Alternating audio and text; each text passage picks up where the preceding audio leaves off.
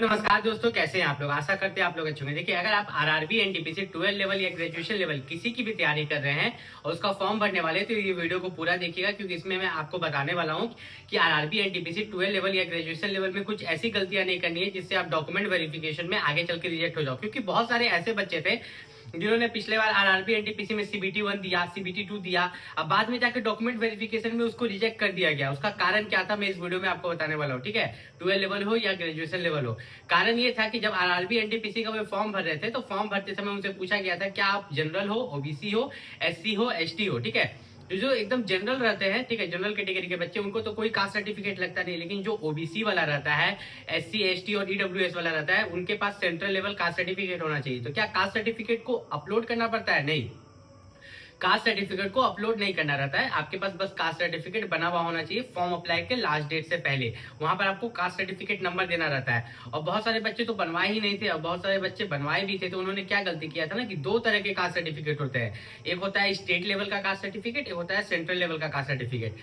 तो RRB NTPC में जो मांगा जाता है हमारा, वो हमारा सेंट्रल लेवल का कास्ट सर्टिफिकेट होता है। लेकिन बहुत सारे बच्चे क्या करते हैं, स्टेट लेवल का कास्ट सर्टिफिकेट का नंबर दे देते हैं, जिनके कारण डीवी में उनको रिजेक्ट कर दिया जाता है। अब यहाँ पर आप कैसे समझिएगा कि आपके पास जो कास्ट सर्टिफिकेट है वो सेंट्रल लेवल का कास्ट सर्टिफिकेट है या स्टेट लेवल का। देखिए, अगर वो सेंट्रल लेवल का कास्ट सर्टिफिकेट होगा तो उसके ऊपर में लिखा हुआ रहेगा दो लाइन में, under the government of India. अगर आपका कास्ट सर्टिफिकेट के ऊपर में लिखा हुआ है under the government of India, इसका मतलब कि वो सेंट्रल लेवल सर्टिफिकेट है। लेकिन उसके अंदर अगर लिखा हुआ है under the government of Bihar, Jharkhand, UP, आपके स्टेट का नाम, तो वो स्टेट लेवल है। अब आप जाके देख सकते हैं अपने घर में, अपने फाइल में, डॉक्यूमेंट में, कि आपके पास सेंट्रल लेवल है, ठीक है, या स्टेट लेवल है। अगर आपने गलती कर दिया है तो उसे सुधारने की जरूर कोशिश कीजिएगा, नहीं तो आपको आगे चल के डॉक्यूमेंट वेरिफिकेशन में रिजेक्ट कर दिया जाएगा।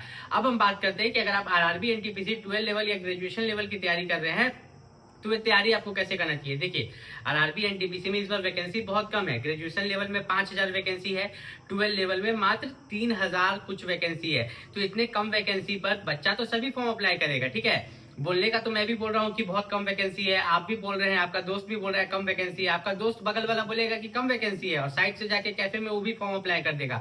तो फॉर्म अप्लाई तो बहुत तगड़ा होने वाला है। ठीक है, आरआरबी एनटीपीसी में फॉर्म अप्लाई बहुत तगड़ा होगा। सब दोस्त छुप छुप के फॉर्म भर रहा है, कुछ दिखा के फॉर्म भर रहे हैं, लेकिन फॉर्म हर एक बच्चा भरेगा जो 12 पास है और ग्रेजुएशन पास है। ठीक है, दोनों के लिए फॉर्म हुमच के भरा जाएगा। तो कटअप बहुत हाई रहने वाला है। कितना हाई रहने वाला है, देखिए, एक एवरेज स्कोर जो हर बच्चा करेगा यहाँ पर, वो होगा आपका 100 में से 75।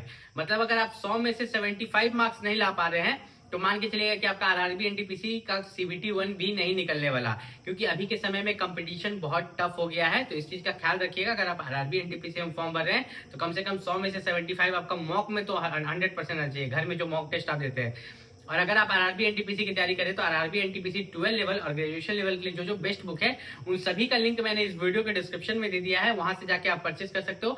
साथ ही साथ अगर आपको आरआरबी एनटीपीसी को लेकर कोई भी दिक्कत होता है, तो आप नीचे कमेंट करके मुझसे पूछ सकते हो। मिलते हैं अगले वीडियो में, तब तक के लिए नमस्कार।